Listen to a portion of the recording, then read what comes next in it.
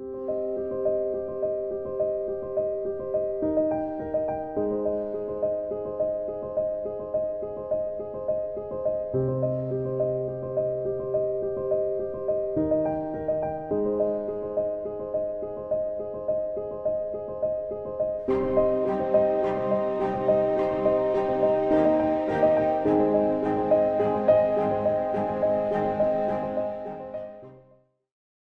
was interesting, though. I enjoyed it. And one time I told Sister Benedicta, I've always been at Haihila. I've never seen where the natives live.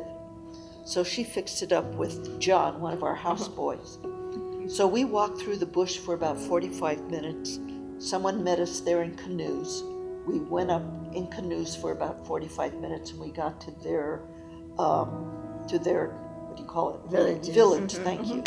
I couldn't remember what village it was, but it was like Catherine, who was a teacher, she was getting married to another person there. And so we got to go through the wedding. Very welcoming. They had their drums going to let the people know who were going to buy things that nuns were there for the wedding. Hurry up and get back. So we stayed for the wedding, and then they took us back.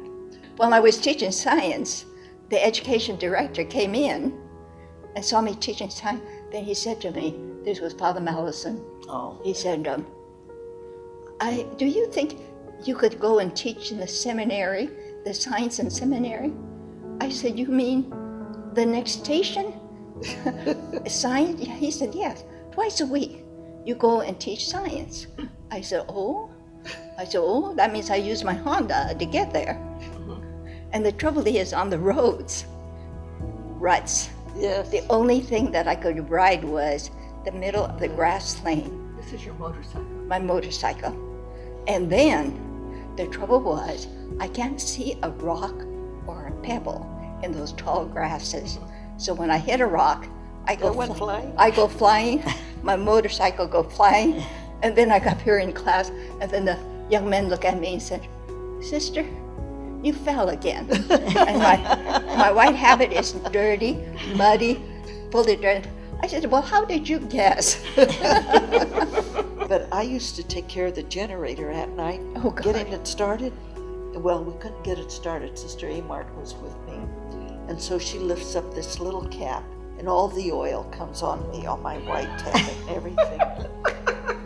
You just had light for a couple of hours. Yeah. Deliveries were done by lantern, or I'd suture somebody with holding a flashlight under my chin and suture, and like that, because you only had the light. Ours was 7 to 9. We had light. One time when I went into the classroom, one of the men teacher, Fabian, said to me, "You know, sister, sometimes people don't understand our culture."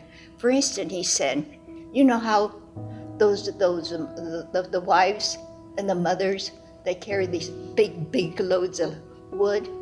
He said, "You know, if my wife did that, if I did that for my wife," he said, "she would go home, take that big stack of bundle of wood and throw it over the cliff." He said, That's woman's work. "That's woman's work," and he took over. And that was an embarrassment for her. So I said, "Well, thank you for letting me know." I said, "I had no idea." Also, the men would tell me they couldn't carry the loads that their wives had. They started when, up and down the cliffs. Those cliffs were about 3 stories high, Lehman Mano and La Manqua and Lantis. And when the girl was about 6 years old, started carrying with 6 cow or potatoes in there, and going down the cliff, and then gradually add on to it. But the men's strength were more in their shoulders and everything. It wasn't in the back. Land, didn't they? Yeah. Oh no, the women. They built the houses, and by clear the land, you mean take the trees down. Yeah. Yes. And the women did the gardening. Yeah, that was their responsibility. Was all the gardening, and the children were really responsible for themselves. Oh, I had yes. 5-year-olds bring in another 5-year-old up the cliff and up to the hospital to be taken care of. It was just They learned how to do machetes. yeah. And I Oh, remember They have their little one.